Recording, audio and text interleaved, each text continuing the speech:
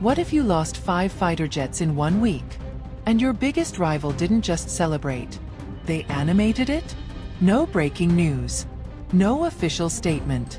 Just a cartoon. A cartoon that mocked you on the global stage. Welcome to Glorica 2.6, where viral stories meet real geopolitics, and the biggest headlines often come with sound effects and subtitles.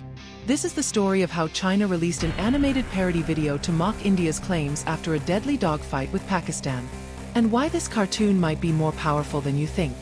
Let's rewind. February 27, 2019. India and Pakistan were on the brink of war.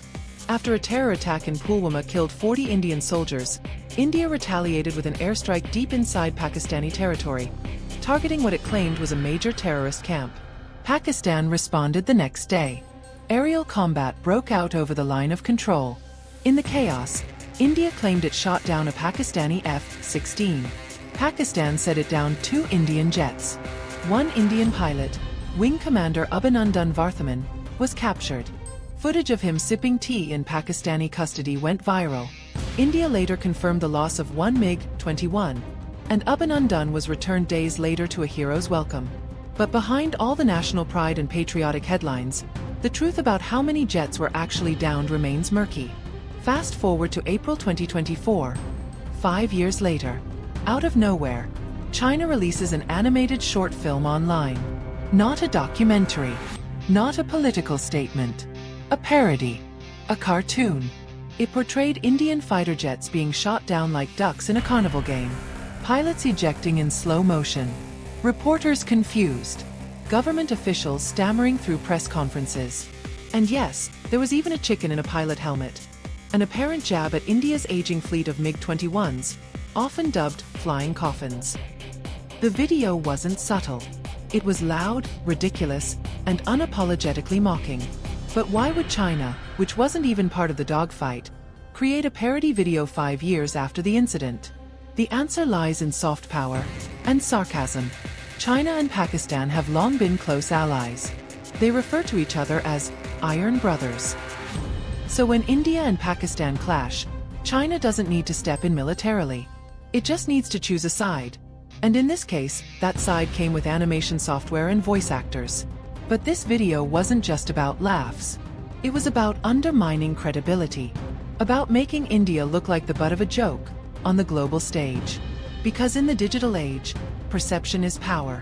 And when perception can be shaped by memes, jokes, and viral videos, who controls the narrative, controls the influence. So how did India respond? Officially, it didn't.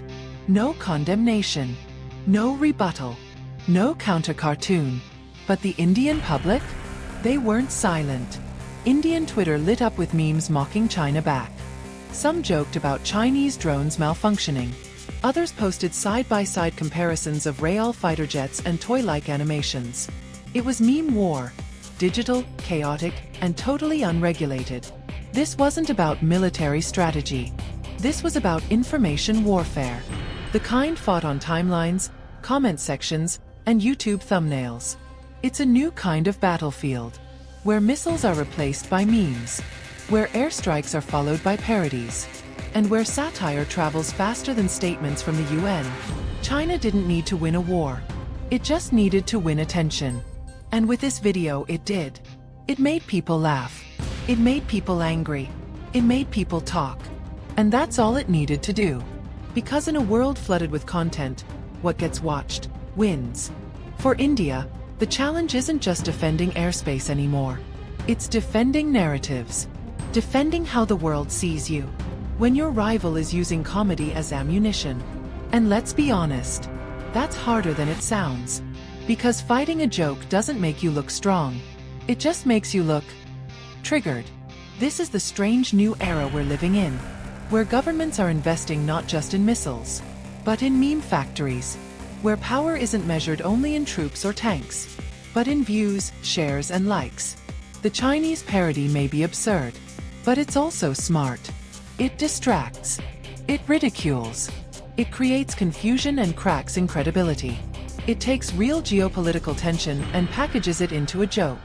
And once it's out there, it spreads. It multiplies.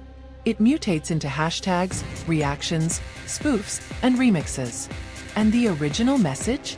Lost in the chaos. What's real and what's fake gets blurred. What's true and what's mockery becomes harder to separate.